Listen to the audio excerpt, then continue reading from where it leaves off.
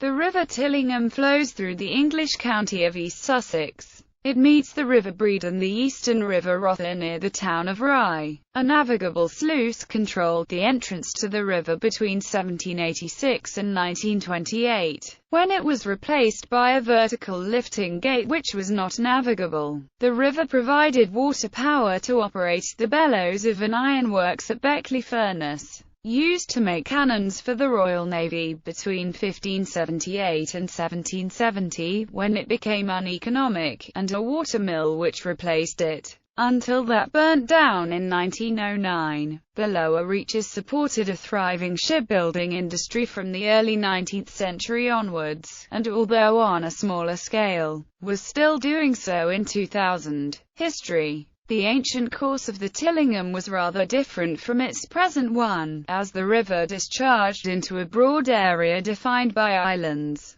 tidal creeks and salt marshes during the Roman period, rather than the estuary of the River Rother. The 13th century was a time of turmoil, as from the 1240s there was a period of 60 years when weather conditions were extreme. Old Winchelsea, which was built on a huge mound of shingle to the east of the mouth, was threatened with flooding, and ultimately succumbed. Following extensive flooding, including the washing away of the church on 1271, a new town was established further to the west on a hill near Eham, just to the south of the Tillingham, in 1280. In 1287, a great storm deposited large amounts of shingle and mud on the port of Romney, and blocked up the mouth of the River Rother, which carved out a new route to the sea near Rye, where it joined the Tillingham and the River Brede. A major project of river engineering was carried out in 1596, when the course of the Rother was diverted around the northern edge of Rye to join the Tillingham. The scheme was expensive, and ultimately was not a success, as the Rother reverted to its previous course to the east on Rye in 1610. Another attempt at engineering the mouths of the three rivers began in 1723, when an Act of Parliament was obtained to authorise the construction of a new channel from the Brede near Winchelsea to the sea. After great expense and 63 years' work, the channel, called the New Harbour, was opened in July 1787, and the old outlet to the sea was closed. A wet autumn caused extensive flooding of the hinterland, and in November 1787, after just 4 months, the new harbour was abandoned, and the old channel from Rye to the sea was reopened.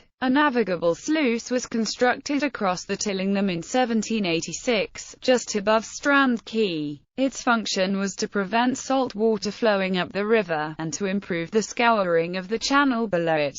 At the same time, wharfs were constructed at Ferry Bridge, Leesham Farm, Marshall's Farm and Marley Farm, the final one around 2 miles above the sluice. It is not entirely clear how the lock was used, since maps from 1872 carry a note that the sluice was the highest point to which tides flowed, but maps from 1898 and 1907 state that tides flowed for a further 3 miles beyond the sluice when the lock gates were opened. Navigation on most of the Tillingham ended in 1928, when the sluice was replaced by a vertical lifting gate.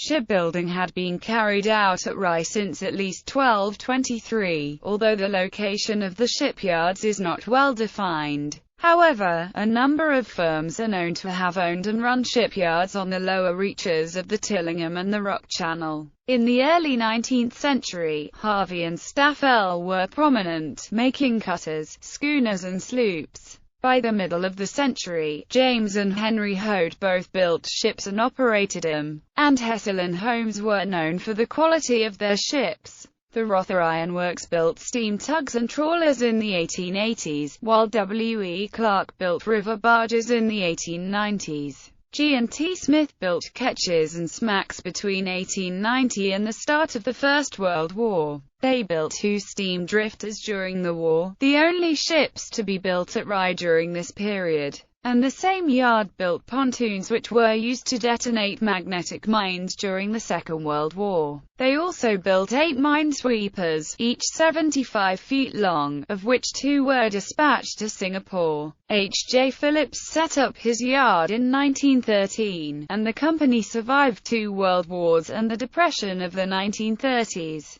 To continue building and repairing boats both for the fishing industry and the growing leisure industry. While on a smaller scale than in the past, there were still small shipyards operating in Rye in 2000. Route: the River Tillingham rises from 2 springs near Staplecross, a small settlement in the parish of Ewhurst, East Sussex. Both are situated above the 300-foot contour. The northern spring is beside the B2165 road, and the southern one beside Beacon Lane, and once they unite, the river flows broadly to the east. There is a sewage treatment works on its northern bank, before it passes under 2 minor roads, Ellenhorn Lane and Watts Palace Lane. Several other streams join it in this area. Watts Palace Cottage, a 2-story, timber-framed building dating from the 17th century or maybe earlier, stands just to the south of the bridge. Already the river has dropped below the 115-foot contour. It is joined by several more streams before it reaches Arnold Bridge on the A28 Northiam Road. Grade 2 listed timber-framed buildings dating from the 17th century lie on both sides of the river. Mapleston Farmhouse to the north and a barn associated with Conster Manor Farm to the south.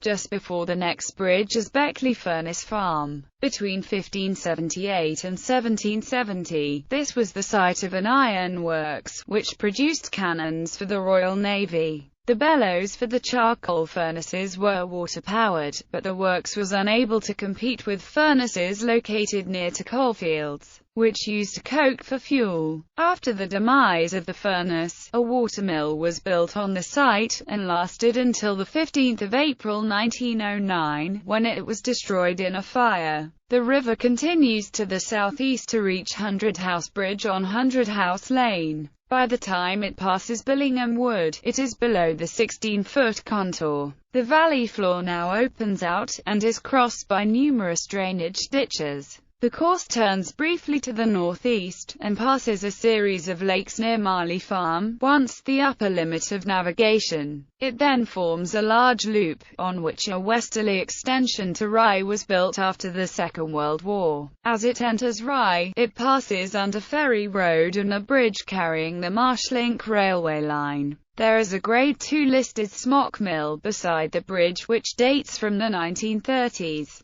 The original mill on the site was destroyed by fire in 1930, and under the terms of its lease, it had to be rebuilt. Tillingham Sluice is located just before the final bridge, which carries the A259 Winchelsea Road over the channel, and below it is Strand Wharf. The river then joins the River Brede, and both pass through the rock channel, to reach the River Rother, and the outlet to the sea. In 1872, there was a gasworks located on the north bank of the river just above the sluice, while the area below that was called the Quay, where there was a custom house and a shipbuilding yard. Towards the junction with the Brede was a large timber yard, and there was another shipbuilding yard on the rock channel. By 1898, there were additional timber yards on both banks below the sluice, and the custom house had moved to the south bank. The southern end of the quay was occupied by steam-powered flour and saw mills.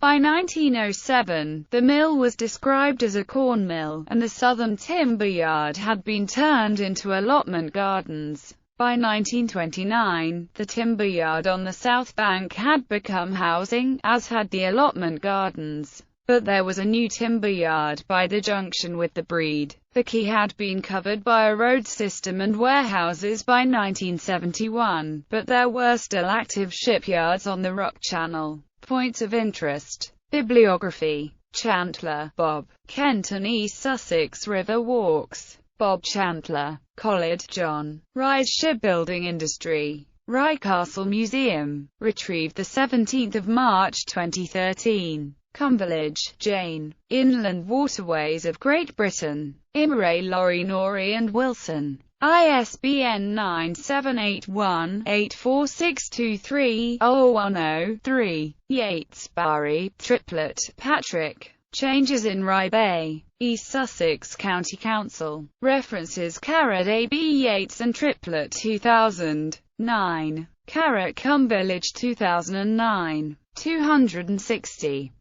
Yates and Triplett 2014. Smeaton's Harbour, An Unfair Name. Rye Castle Museum. Retrieved 3 February 2013. Yates and Triplett 2017.